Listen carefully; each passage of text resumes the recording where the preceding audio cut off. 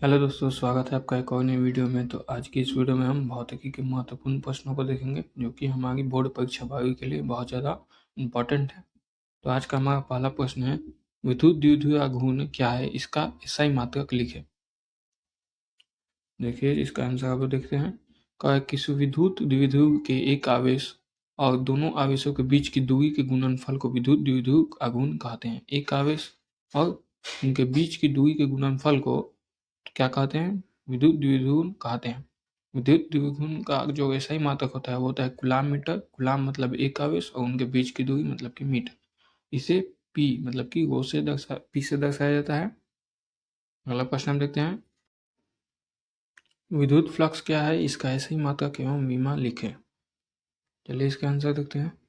कहा है विद्युत फ्लक्स किसी क्षेत्र से होकर गुजरने वाली विद्युत क्षेत्र रेखाओं की संख्या का माप विद्युत फ्लक्स कहलाता है। मतलब कि मान के चलिए कोई प्लेट है और इधर से जितनी विद्युत रेखाएं गुजरती हैं उसी के गुणनफल को इस क्षेत्र की रेखाएं के प्लेट का जितना एरिया होगा उसके, और जितनी इधर से रेखाएं गुजरी उनके गुणनफल को ही हम क्या करते हैं?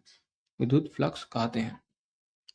फिर कह रहा है विद्युत फ्लक्स एक वास्तविक अदिश राशि है। विद्युत फ्लक्स क्या है? एक अदिश राशि है। विद्युत फ्लक्स का सूत्र फाई, इसे फाई से सूचित किया जाता है। फाई को ऐसे लिखा जाता है और फाई बराबर होता है ई ए कॉस थीटा, जहाँ ई जो होता है नंबर ऑफ समझिए तो विद्युत रेखाएं होती हैं जो कि कितने उधर से गुजर गई हैं, मतलब कि नंबर ऑफ जो होता है electricity current passes through the surface. और कॉस ई जो है वो कॉस थीटा है, मतलब कि कितने डिग्री पे पास हो गई है। विद्युत फ्लक्स का जो ऐसे ही मात्रक होता है वो होता है आपका न्यूटन मीटर वर्ग प्रति कूलाम। ठीक है, न्यूटन मीटर वर्ग मतलब कि न्यूटन मीटर स्क्वायर प्रति कूलाम। विद्युत फ्लक्स की विमा या विमीय सूत्र जो होता है वो होता है आपका ml का पावर 3 इंटू टी का पावर -3 इंटू ए का पावर -1। अगला प्रश्न हम देखते हैं, परावैद्युत शक्ति तथा अपेक्षिक परावैद्युतांक को परिभाषित करें। चलिए इसका आंसर देखते हैं। परावैद्युत शक्ति किसी पदार्थ की वह क्षमता है जिसके कारण वह विद्युत क्षेत्र में ध्रुवित हो जाता है। वहीं अपेक्षिक परावैद्युतांक किसी पदार्थ की विद्युतीय क्षेत्र में ऊर्जा को संग्रहित करने की क्षमता को दर्शाता है। मतलब कि अपेक्षिक परावैद्युतांक जो है कि कितनी ऊर्जा जो है उसमें संग्रहित कर सकता है।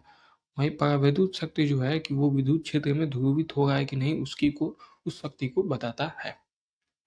परावैद्युतांक को वोल्ट मीटर से मापा जाता है और इसकी जो इकाई होती है वोल्ट मीटर। अब अपेक्षिक परावैद्युतांक को हम एप्सिलॉन नॉट से सूचित करते हैं।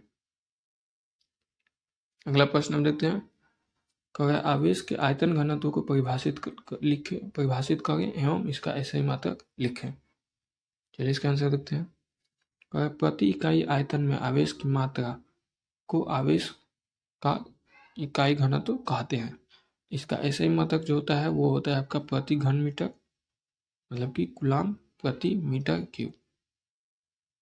फिर कहा आयतन आवेश घनत्व को ग्रीक अक्षर रो से दर्शाया जाता है। रो को कुछ इस अक्षर से लिखा जाता है। चलिए आयतन घनत्व क्या बातें बारे में जानते हैं आवेश घनत्व के। आवेश घनत्व विद्युत आवेश के वितरण पर निर्भर करता है। आवेश घनत्व धनात्मक या ऋणात्मक हो सकता है। आवेश घनत्व किसी सतह के प्रति इकाई क्षेत्र या किसी पिंड के प्रति इकाई आयतन में विद्युत आवेश का माप होता है। विद्युत आवेश का ऐसे ही मतलब क्या होता है? कूलम्ब होता है। ये आप लोग जरूर याद रखिएगा, ये ऑब्जेक्टिव में भी पूछ सकता है। अगला प्रश्न हम देखते हैं, संधारित्र की धारिता किन दो बातों पर निर्भर करता है? संधारित्र का जो फॉर्मूला होता है वो आपका C = A epsilon not by D, जहाँ A जो होता है प्लेट का जो होता है वो सरफेस एरिया होता है और D जो होता है प्लेटों की दूरी होता है। और एप्सिलॉन जो होता है आपका कांस्टेंट होता है जिसका मान होता है 8.85 इंटू 10⁻12 फैराड मीटर। चलिए इसका आंसर देते हैं। संधारित्र की धारिता को प्रभावित करने वाले कारक निम्नलिखित है। पहला था प्लेट का क्षेत्रफल, जो प्लेट है उनके बीच का जो क्षेत्रफल है वो क्या है। फिर है प्लेटों के बीच की दूरी, मतलब वो प्लेट जो है वो कितनी दूरी पर रखे गए हैं। प्लेटों के बीच कोई परावैद्युत रखना, मतलब कि अगर कोई परावैद्युतांक रखा है उसका कुछ मान होगा तो हमें उसे मल्टीप्लाई करना पड़ेगा उसके मान से। फिर कहा है चालकों का आकार, कहा है चालकों का माप, चालकों की ज्यामितीय स्थिति और चालकों के बीच का माध्य। इसमें आपको दो ही चीज़ पूछता है मुख्यतः, कि दो बताएं कि किन पर निर्भर करता है। तो आप लिखेंगे प्लेटों का क्षेत्रफल और प्लेटों के बीच की दूरी, क्योंकि ये फार्मूले में भी आते हैं। तो यही दोनों जो होते हैं काफ़ी इंपॉर्टेंट होते हैं। अगला प्रश्न हम देखते हैं। कह रहा है साइक्लोट्रॉन क्या है, इसकी दो सीमाएं लिखें। चलिए इसका आंसर देखते हैं। कह रहा है साइक्लोट्रॉन एक ऐसी प्रणाली है जो आवेशित कणों या आयनों की शक्ति को बढ़ाती है। मतलब जो आवेशित कण होंगे या फिर आयन होंगे उन्हीं की शक्ति को जो बढ़ाती है उसी को हम क्या बोलते हैं, साइक्लोट्रॉन बोलते हैं। इस सिद्धांत का उपयोग विद्युत चुम्बकीय तरंगों, परमाणु भौतिकी और कैंसर के उपचार में के अध्ययन में किया जाता है।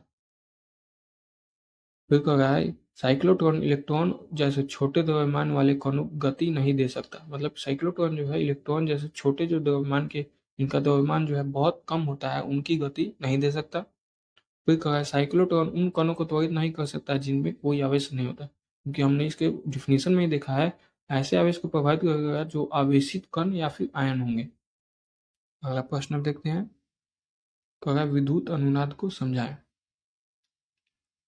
कह रहा है विद्युत अनुनाद भौतिकी का एक शब्द है। यह तब होता है जब किसी परिपथ में प्रत्यावर्ती वोल्टेज की आवृत्ति परिपथ की प्राकृतिक आवृत्ति के बराबर हो जाती है।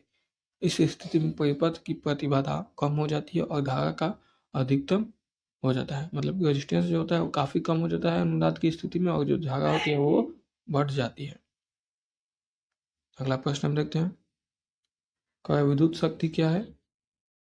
कह रहा है विद्युत शक्ति एक परिपथ के भीतर विद्युत ऊर्जा के हस्तांतरण की दर है। इसका ऐसा ही मात्रक वाट होता है जो शक्ति के सामान्य इकाई है। इसका फॉर्मूला होता है P=W/T भी होता है, और P बराबर होता है VI भी होता है, या फिर P=I²R भी होता है। ये तीनों फॉर्मूले काफ़ी इंपॉर्टेंट है, आप लोग तीनों याद रखिएगा।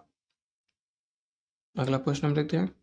कह रहा है स्वप्रेरण एवं अन्योन प्रेरण में अंतर स्पष्ट करें। चलिए इसका आंसर देते हैं। कह रहा है स्वप्रेरण में कुंडली में बहने वाली धारा के मान में परिवर्तन करने पर उस कुंडली में धारा प्रेरित हो जाती है। इस घटना को स्वप्रेरण कहते हैं। मतलब जब हम कुंडली में धारा प्रवाहित करेंगे तो उसके जो धारा का मतलब कि उसके जो कुंडली में जो धारा प्रेरित जो है वो होती है, तो उसी को हम क्या बोलते हैं, स्वप्रेरण। जबकि अन्योन प्रेरण में हम दो कुंडली का इस्तेमाल करते हैं। पहली कुंडली जिसमें हम धारा प्रवाहित करते हैं और दूसरी में अगर धारा उत्पन्न होती है तो उसे हम क्या बोलते हैं, अन्योन प्रेरण बोलते हैं। फिर कह रहा है इसमें एक कुंडली होती है स्वप्रेरण में, जबकि अन्योन प्रेरण में आपकी दो कुंडलियां इस्तेमाल होंगी, अभी हमने आपको बताया। प्रेरित धारा मुख्य धारा को प्रभावित करती है। जो मतलब प्रेरित धारा होगी वो मुख्य धारा को प्रभावित करेगी। प्रेरित धारा दूसरी कुंडली में बहती है, अतः मुख्य धारा प्रभावित नहीं करती है। मतलब कि ये जो दो कुंडली बनी है तो इसमें एक ही कुंडली जब इस्तेमाल होगा और इसी के आसपास ऐसा चुंबकीय क्षेत्र उत्पन्न होगा तो ये स्वप्रेरण है। वहीं जब हम दो कुंडली ऐसे ऐसे बना दिए और इसमें धारा प्रवाहित करने के कारण इसमें जो विद्युत प्रेरण उत्पन्न हो उसे हम अन्योन प्रेरण कहते हैं। अगला प्रश्न हम देखते हैं। कहा है भवन धाराओं से आप क्या समझते हैं, इसके दो उपयोगों को लिखिए। चलिए इसका आंसर देते हैं। कहा किसी चालक के भीतर परिवर्ती चुंबकीय क्षेत्र होने पर उसमें विद्युत धारा उत्पन्न होती है, उसे भंवर धारा या फोको धारा कहते हैं। ये भी आपसे पूछेगा कि भंवर धारा का दूसरा नाम क्या है, तो वो फोको धारा है। धारा की ये भंवरें चुंबकीय क्षेत्र पैदा करती हैं और यह चुंबकीय क्षेत्र बाहर से आरोपित चुंबकीय क्षेत्र के परिवर्तन का विरोध करता है। भंवर धाराओं के कुछ और उपयोग निम्नलिखित है। जैसे भंवर धारा का हमने देखा उपयोग क्या है, तो विद्युत चुंबकीय भिगोना में, फिर विद्युत चुंबकीय ब्रेकिंग में, जैसे कि ट्रेन की ब्रेकिंग जो होता है इसी के आधार पर आपका होता है जो कि है भंवर धारा, लिवेटिटिंग में और गैर विनाशकारी परीक्षण में। तो आज की इस वीडियो में इतना ही दोस्तों, मिलते हैं अगली वीडियो में। तब तक के लिए चैनल को लाइक, सब्सक्राइब और शेयर जरूर करें। Thank you.